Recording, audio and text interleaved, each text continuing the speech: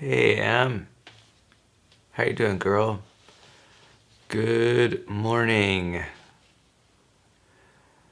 Nice to be here with you today. Um, I just got up. I'm ready to go to work, and it's time for me to sit down for a little chit chat, little video, so that we can have some time together. I've been puzzling over this idea recently about how I talk a lot about psychology, and I've also lately been talking a lot about projection and how the source of all these emotions are internal, like love and happiness and joy.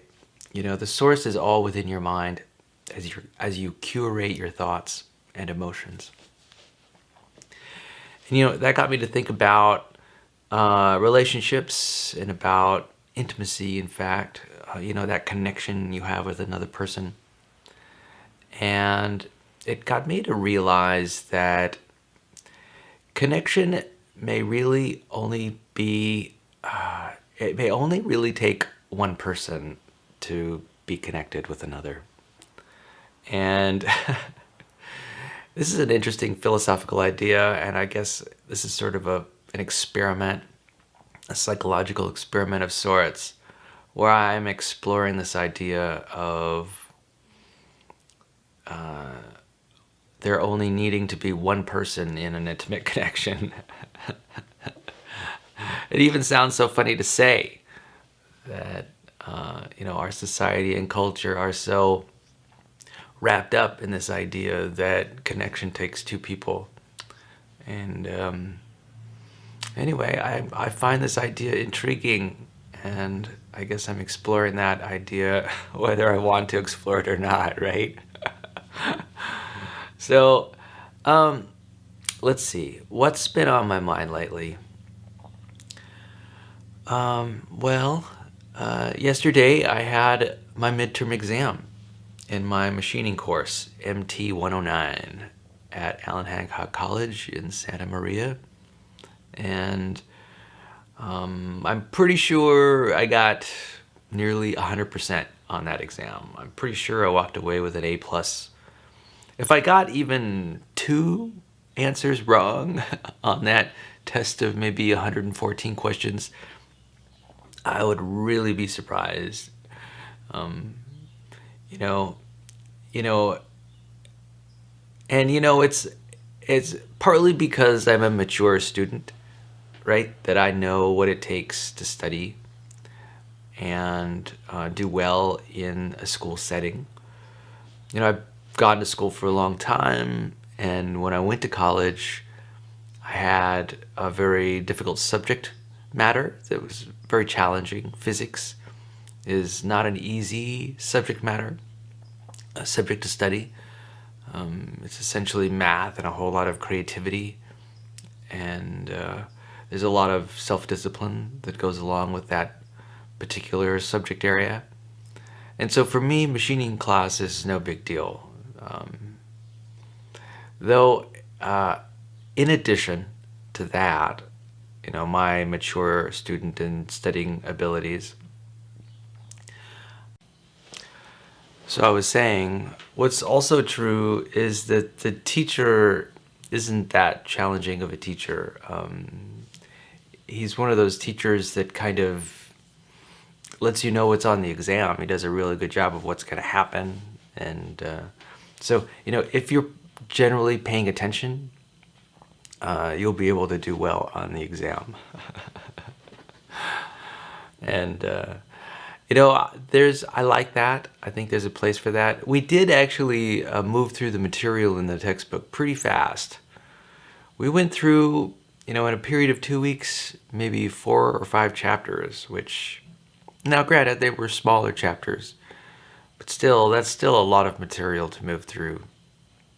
And in fact, while we've got some downtime, I'm thinking about reading through the chapters again a second time, just so that I can absorb the information a little better. Yeah. So I'm curious about how your schooling is going. How's high school turning out? Is it everything you hoped it would be? Hmm. And I'm a little curious. Is it about midterm time for you? Are you taking midterm exams too, just like I am?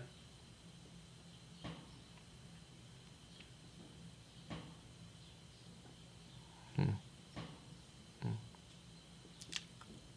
Well, yeah, it's that time of year. Already we're in October. This is October 2nd. Amazing. And, you know, I it makes me think about holiday decorations of my home. And in fact, I did pick up some pumpkins, or really some squash, and I guess it was squash and pumpkins as decorative elements, and I set them up in my home. And in fact, I got one. I brought one. It's a small squash. It's a little pumpkin. And I don't know if you've noticed this. There is a trend now. There it is. There's a trend of getting these, showing these pumpkins with these nodules on them, these barnacles. What is this all about, huh? For goodness sake. Anyway, they're definitely interesting. It almost looks like it's a little bit unhealthy. It certainly is an odd little piece of squash, a little odd little squash, isn't it? One of the things that's happening is, I'm a little uncertain about the color of this presentation, and I'm wondering how the pumpkin is showing up. It's showing up almost fluorescent yellow on my video screen when I look at it. And I don't know. We'll see how that all works out in post, right? Post-production is what I mean. So yeah, I'm really loving this autumn and fall season. In fact, I mentioned that I want to perhaps go pick up a jacket or two, really. I want to start really loving and enjoying this season. It's been getting darker. And in fact, I've been looking forward to this weekend when we're going to be watching the launch together. And it's getting a little dark around the lunchtime. And so I think hopefully the moon comes out. That would be nice to shed a little bit of light on the subject. And I'm already planning on taking flashlights and things like that to illuminate our path as we're walking around. Yeah. Though I'll tell you what, the sky has been really beautiful lately, and I've been taking photographs of it with my camera. I'll tell you, last night, in fact, I looked at the sky and it was just clear as a bell. No clouds, and it was really a gorgeous sunset. The sun was going down in the west, and it was just shining with all of its glory. And the sky was multicolored, and wow, there were no clouds. And then the stars came out little by little with the moon. I guess, was there a moon? I can't remember if there was a moon or not.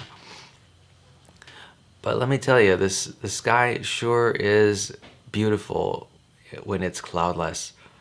Hmm. Yeah. It made me want to take a photograph of it. So let's see what else is going on. I guess we can read a little bit from Peaceable Living, or Peaceful Living, the book by Mary McKenzie. I mentioned that today was October 2nd, and so here it is. I have it open to here already, and this is what it says, the quote for the day. People are lonely because they build walls instead of bridges, by Joseph F. Newton. That's a good quote. I'll say it again. People are lonely because they build walls instead of bridges. And the subtitle of Mary McKenzie's passage is changing our behaviors to shift our experience of life. I spent the first several decades of my life constructing walls between myself and other people. I did this through my judgments of others, my warrior attitude which kept me from asking for help, and my incessant attempt to prove my worthiness to other people. These behaviors met my need for protection because very few people were willing to brave my gruff exterior to get to know the real me. I gained some relief, but I also experienced enormous loneliness. While I was busy protecting myself, I only met my needs for love, connection, intimacy, and acceptance in small, unpredictable spurts. I had constructed my own loneliness through my choice of strategies. I later realized that if I could build walls, I had the power to dismantle them to attain the companionship I longed for. Sometimes we work so hard to meet one's need, to meet one need, we forget the many others that we leave unmet. Consider all the needs you want to meet in a situation and then brainstorm strategies that will meet them. Don't be blocked by your initial fear. You don't have to settle for meeting only a few of your needs. You can live a life that meets them all. Be aware today of times when your strategies allow you to meet one need at the expense of others. So that is the thought for the day, and I'll just read it again. Be aware today of times when your strategies allow you to meet one need at the expense of others. So when I read that thought, it seems to me that this is happening continually. We are always prioritizing some needs over other needs. And, there are strategies that help us to meet multiple needs, certainly. But quite often they are sort of in opposition to meeting other needs. This is just the nature of life. This is just human beings living life. As we move forward to achieve a certain value by paying more attention to it, by necessity, we are paying less attention to other related values and unrelated values. So, that is always the case. As human beings, we are always optimizing and we are trying to be efficient when it comes to achieving values in one area, and then we shift to values in another area, and then we shift again to achieving values in yet another area. And we just, as our needs arise, as we become aware of them, as we become more sort of open and available to hearing those inner needs and more sensitive, we shift our direction and, pay more attention to the needs that are calling our attention in the moment. That's just what life's all about.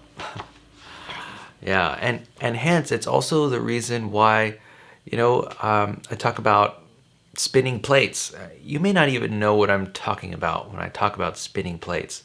But spinning plates is this 20 years ago or 30 years ago, there used to be a very popular activity on television where there'd be a performer on stage and he would take these sticks, and on the sticks, which he would prop up on stage, he would place a plate. It would be like a dinner plate. And he would rotate that dinner plate on the stick, balancing it. Say like you balance a Frisbee on your finger. But he would be balancing dinner plates. And he would balance them by spinning them around on the stick. And here's what made this so exciting was that it wasn't just one dinner plate he was spinning on a stick, but it might be like 5 or 6. And so this person would use this action to spin the plates, and he would spin like these 5 or 6 plates all at the same time. And there would be like funny music playing in the background, and this person would just spin plates to make sure that they had enough momentum to, stay aloft, on the stick. And they called it spinning plates, I guess. And so the point of that metaphor is that as a person sort of running back and forth, trying to keep things in action, and doing their best to make sure that the plates, which can break if they fall down to the ground, that nothing breaks, right? And it's a metaphor that describes this high tension type scene with the performer spinning plates on stage. So yeah, that is what I'm referring to. Yeah, that's the human condition. That's how we manage our values.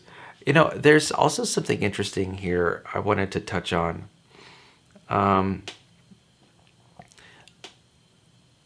She says that I spent my first several decades of my life constructing walls between myself and other people. I did this through my judgments of others, my warrior attitude, which kept me from asking for help, and my incessant attempt to prove my worthiness to other people. I think a lot of people do this, and we do it unintentionally. It's, and we may not even do it on purpose. I think sometimes we do put walls up around ourselves to protect us, and it's kind of interesting what that's about. I'm puzzling over it myself and my own tendency. There's like a extroversion versus introversion dynamic that everyone has, right? We're all balancing the outside world and the inner world, and we're all there are places we can seek enjoyment by reaching out, and we can also find enjoyment by searching within. And it's sort of like a balancing act, right?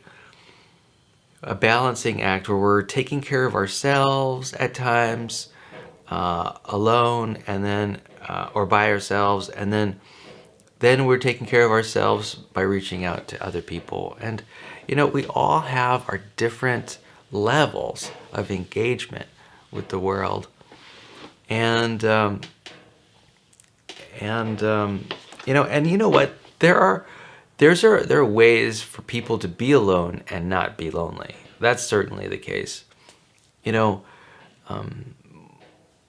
Human beings are social creatures. If you just look at dogs, for example, dogs are a perfect example of a social creature. Dogs in general, they just love up on you when you're around quite often, and they're so eager to connect with you. And it's just their connection.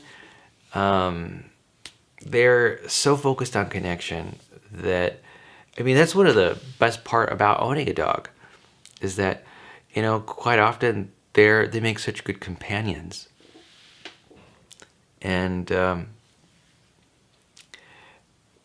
guess my point is that, there are ways to seek enjoyment in either way. Extroverted or introverted. And, it's kind of interesting. I was thinking the other day about the dichotomy between being and doing, right? In a way that relates a lot. There's an analogy between being extroverted and introverted, and then doing versus being. When you're doing something, quite often you're doing something for the enjoyment of it, right? And when you're just being, there's this sense of contentment that you have in the moment where all your needs are met, and you're just sitting back and enjoying the fact that all your needs happen to be met in the moment. And so there's this balancing act where you are balancing enjoyment and contentment. And when we've had enough of that, you move to doing, and then back to being again, and then doing, and then being. And, in a way, it happens automatically. Our brains are masters at managing resources. And, if we get restless, we'll jump up out of our chair or sofa and we'll do something. And then when we get tired or want a change, maybe we'll take a break and lie down or sit down. And the brain does this pretty automatically. It's kind of funny. A lot of people do talk about work-life balance as it's a challenge. For me, it's always been pretty easy. It is actually a fairly automatic process. And I don't do a lot of thinking about the subject, in fact, because it kind of happens by itself. There might be times when I'm looking forward to working out at the gym or being outside doing some kind of activity. And then in the very moment that I recognize that I just kind of want to rest, I'll decide to rest and I'll do something that's a little more placid, a little more kickback. And, quite often I don't have duties or obligations that are asking for my attention. And, it might just be, who knows, maybe I just might be in a privileged position where I'm not strained in any one particular way. That is, I'm not strained into doing, and I'm not strained I'm not compelled to overly be being as opposed to doing. Yeah. So I guess that's pretty nice to be in a position like that. I'm curious, what are your thoughts around the difference between being and doing? And do you feel that you're able to be when you want to be and do when you want to do?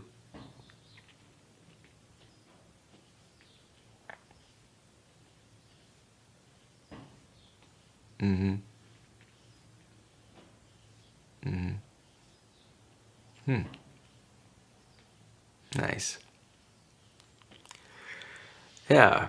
So anyway, so I was thinking that maybe now we could move on to my big fat zombie goldfish. I'll just read a passage out of that. We're on chapter 11, and I'll just continue with the chapter. Let's see what's going on today.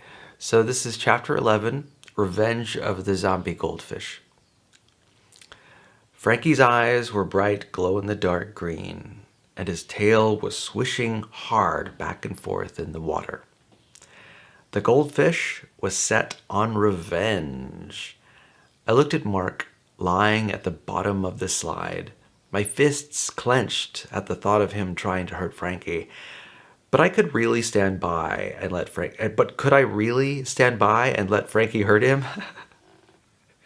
Okay. This is a goldfish. Your goldfish is trying to kill your brother, Pradeep shouted. Not if I can help it, I said. And then I did the second most dangerous thing I've ever done in my life. I tried to stop Frankie. Okay. So we're talking about an angry zombie goldfish who can hypnotize people. And looks like Frankie is going to attack Mark somehow. We'll see. We'll see how Mark does against this goldfish. Frankie swished his tail hard, and the skateboard started to roll down the slide, picking up speed as it went. Fishy, whee! Sammy yelled. I raced to the bottom of the slide and threw myself between Mark and the skateboard. I could see Frankie's eyes as he rode the skateboard down toward me. They changed to a soft green, and he swished his tail back and forth wildly. He wanted me to get out of the way. I shook my head and held my ground. I closed my eyes, waiting for the skateboard to hit me. Concussion number 2, here I come. Then I heard the skateboard jump off the side of the slide. I looked up to see it flip midair, like when the boarders at the park do half pipes and twists. Except this was a goldfish in a plastic bag, not a skateboarding kid. And the thing about goldfish in bags is that when the board goes upside down, they have no way to hang on. The skateboard flew over me and Mark, and then Frankie started to fall. He must have been 10 feet in the air. I rolled over onto my back and held out my hands to catch him. The bag hit my hands, but I couldn't hold it. It splatted on my chest, and the bag burst open.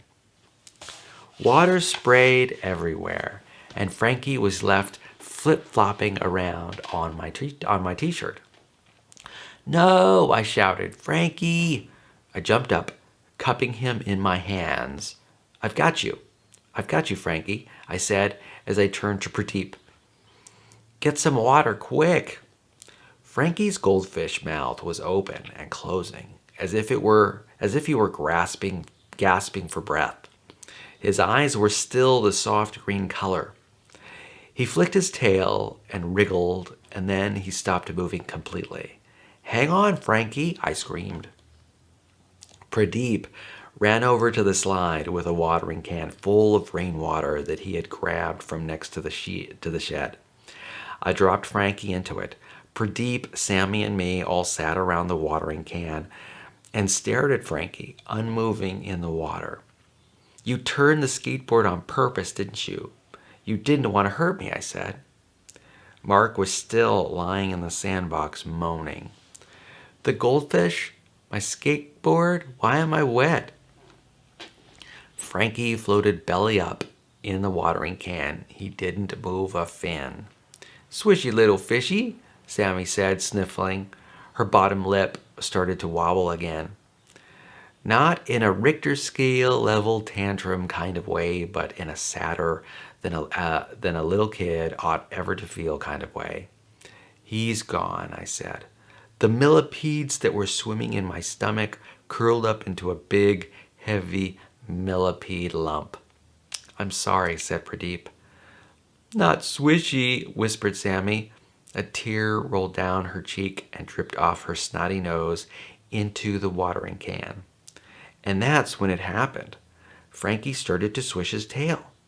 Just a little at first, then his gills started flapping, and his mouth opened and closed, and then he flipped over and started swimming in circles around and around. "Fishy," said Sammy, and hugged the watering can. "Frankie, you're back," I said, hardly able to believe that he was swimming around again. "Who's a good zombie fish?" I said, and stroked him gently behind the gills. "Hey, you know what I just discovered?" Pradeep said. "I know," I said. "That the one thing more powerful than a battery for bringing a fish back to life is," Pradeep said with me at the same time, "toddler snot." Oh, man. Whew. So Frankie, the goldfish, came back to life a second time. That's right. If you remember, the first time he came to life was when Tom stuck a 9-volt battery against his chest and brought him back to life that way, just like Frankenstein. That's how he got his name, Frankie. And now, using toddler snot or baby snot, he was revived again while in the water can. So that is a pretty amazing goldfish. This idea of fish strikes me as interesting. I was having a conversation with someone the other day, about 2 days ago, and he was talking about his son, who is a professional bass fisherman. A bass is a kind of fish, and to be a professional fisherman takes a lot of dedication.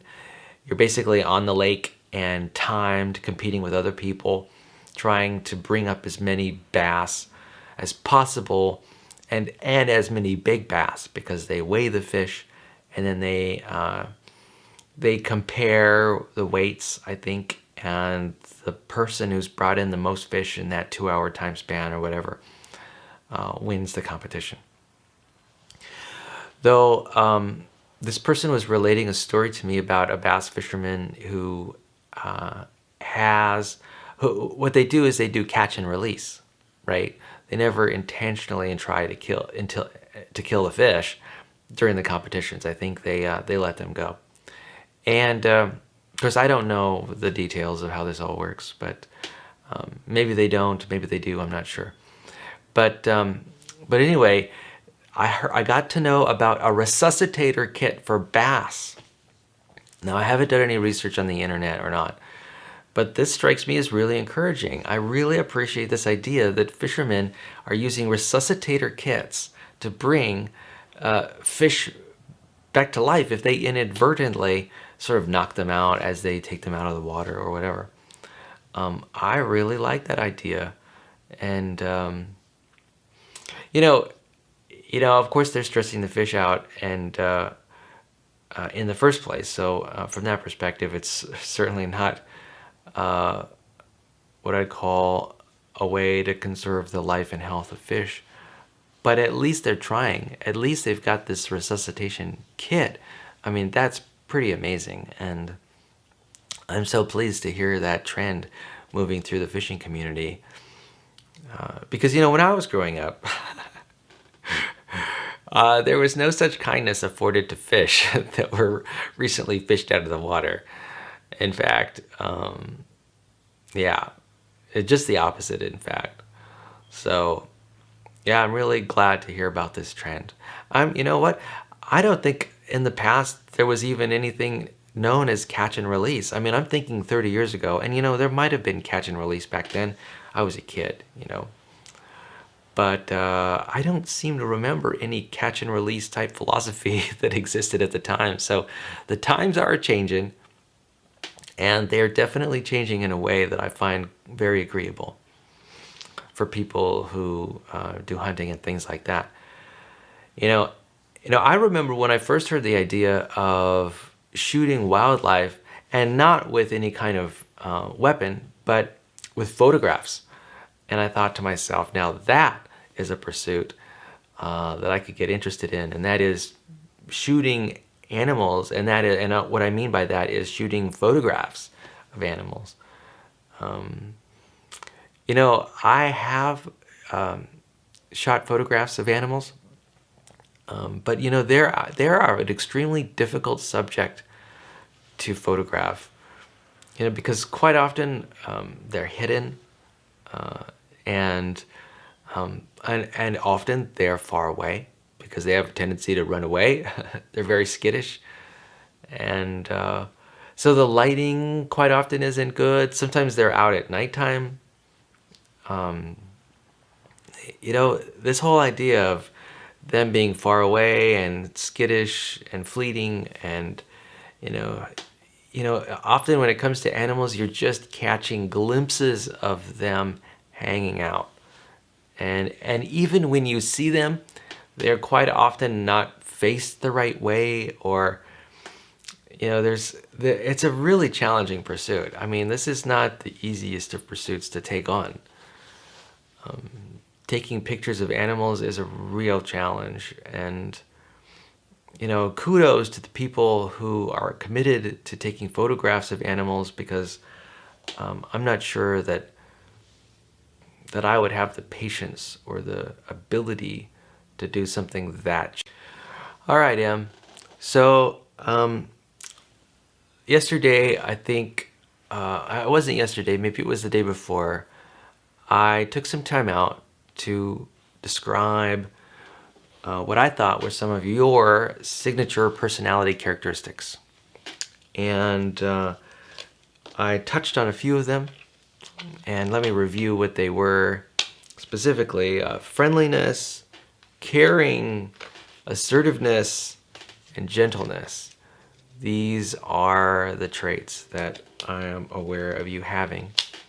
And I wanted to continue along that vein and talk a little bit more about what I believe your signature personality strengths are, based on my experience with you over 14 years of knowing you, which is quite a big chunk of time. And so let's move on to my next descriptor, and that is focused. I think of you as being a very focused person. And now how do I know this? Well, I remember growing up with you, and you were really into, first of all, you were into playing with families made of plastic, these like Legos, but they weren't Legos. They were, I forget what the name was, but they were essentially plastic figures, and you were creating a household with them. And I just remember how focused you were when you were playing those games. It was really a joy to see you be so engaged with your toys. And also, another thing that gave me some key into how highly focused you are was you were very much into weaving and knitting and making bracelets, and also beading, where you would put slide beads onto strings.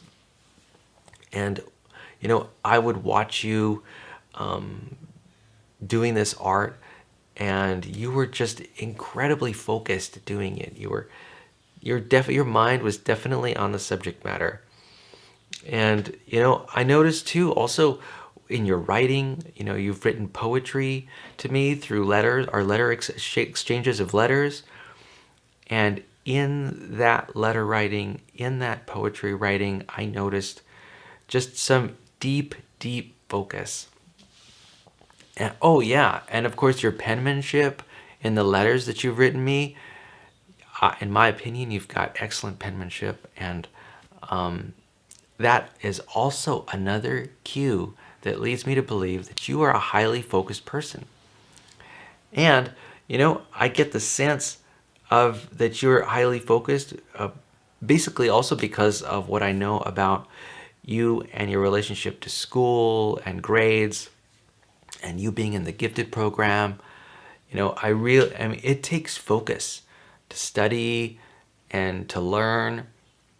And of course, I know that you've taken some drama classes and you enjoy your time interaction with people in drama and just learning your lines. Yeah, I seem to recall that there were times where you were learning your lines, and that takes a lot of focus to remember all that material and to recite that from memory. That takes a lot of discipline and focus. And I'm so glad that you've got that characteristic. I myself have that same characteristic. I can be highly focused. Though here's the thing, recently I've noticed as I've gotten older, I'm getting less focused. I'm getting a little more HD TV, right? No. ADHD is what I mean to say. That was a joke. So, yeah. I don't know what it is about today's environment. It might be like smartphones and computers, but I think I'm more able to get derailed now. In fact, your mom used to make comments about me every once in a while, how I would be multitasking, especially when it comes to computers and things like that. I would move very quickly from one subject to another subject. And I can imagine from her perspective, it might be a little jarring. But for me, it was just natural to move from thought to thought like that. So it's kind of funny.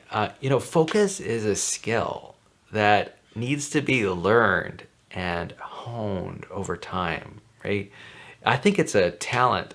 And, there are certain areas where a person can be skilled and focused, and then areas when they're not. So in a way, it's very contextual.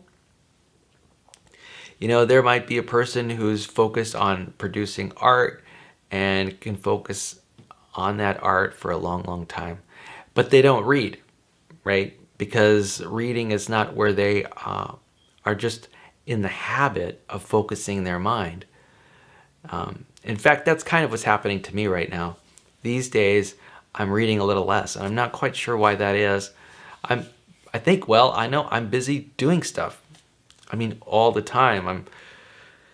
I'm finding that I get a lot of enjoyment out of doing things with my hands and doing little tasks and chores around the house, cleaning up my car and cleaning up my home, and just doing little things like doing the dishes, and these little tasks I find really enjoyable and almost meditative as I perform them. And I enjoy doing that so much that I've actually been reading a little bit less when it comes to my recreational reading. So, that's not necessarily one of the best trends that's going on in my life right now. But it's just something I'm observing. One wonderful trend that I'm observing is my focus when it comes to working out. Yeah. Yesterday I worked out, I went to the gym, and I also went swimming at the swimming pool, the Lompoc Aquatic Center. And I really enjoy those workouts. I feel very focused while I'm performing those physical activities.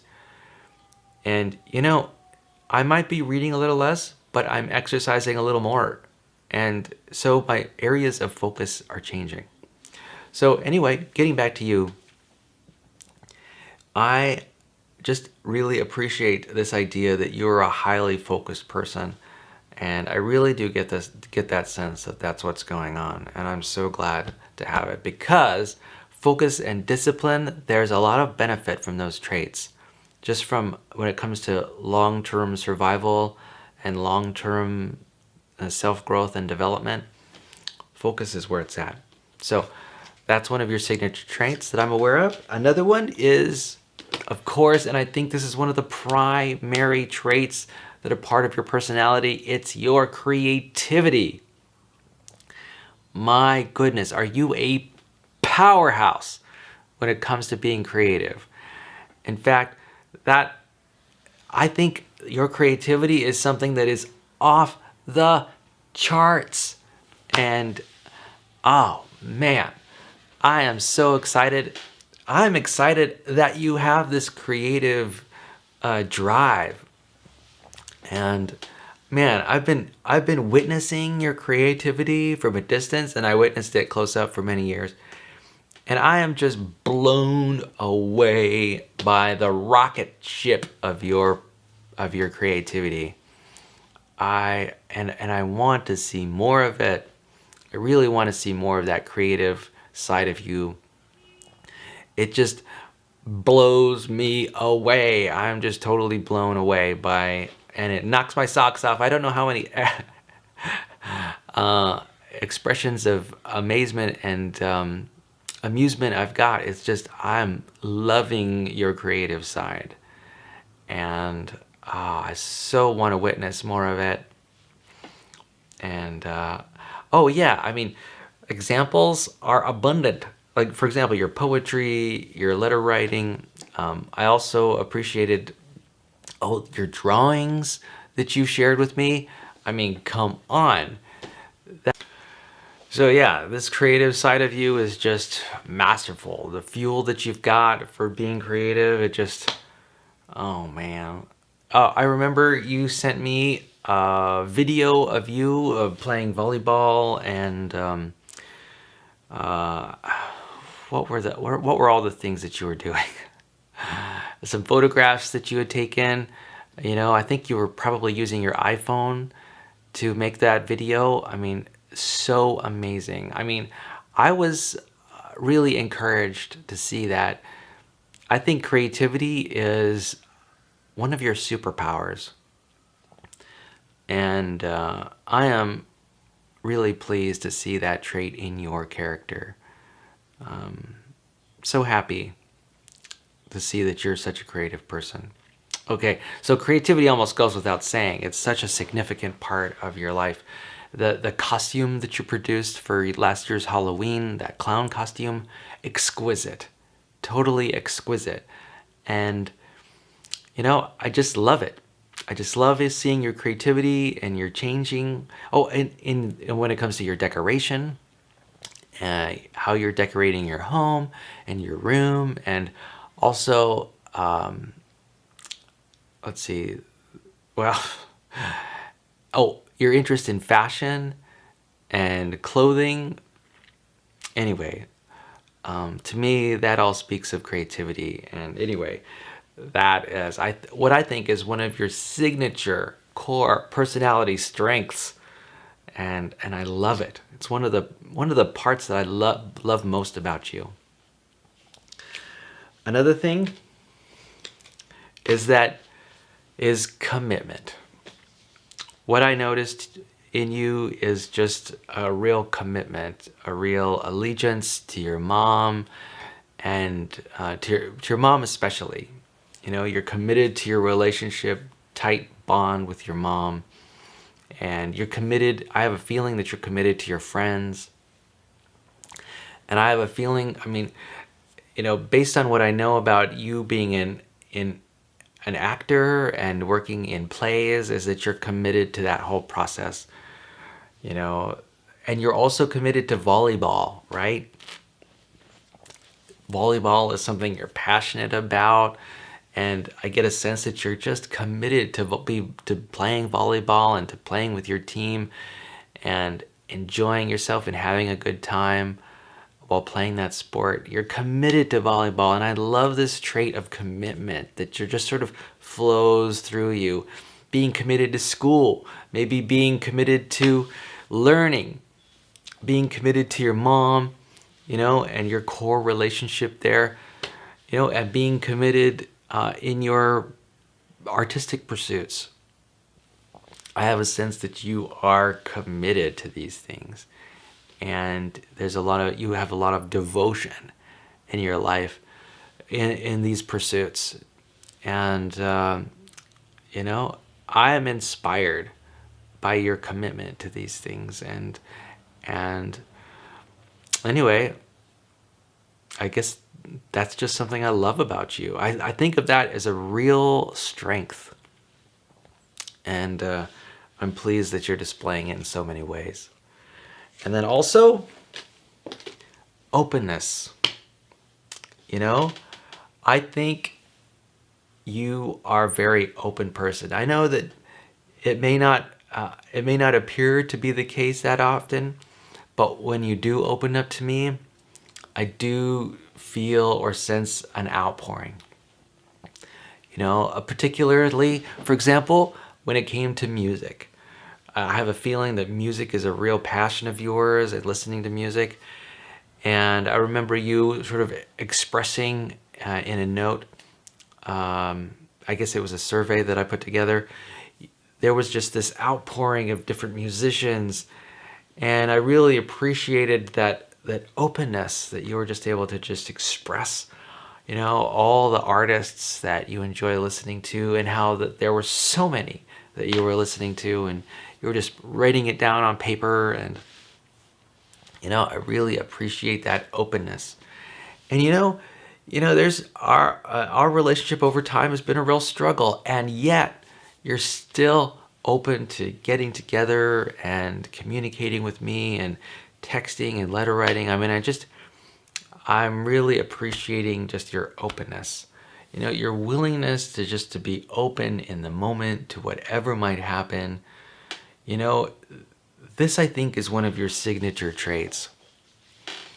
I'm really pleased. I really get a lot of enjoyment noticing how open you are when it comes to just sort of expressing yourself, your creative self, through photography and through video and through letter writing and poetry, and even through music. It's just this openness.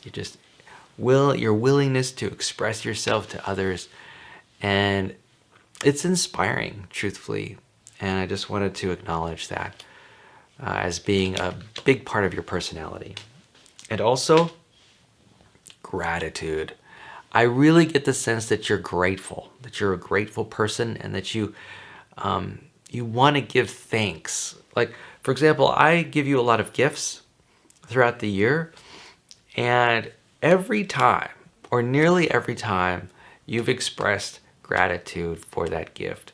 you've sent me a text or written in your letters, how you so much appreciate the gifts that I've given you.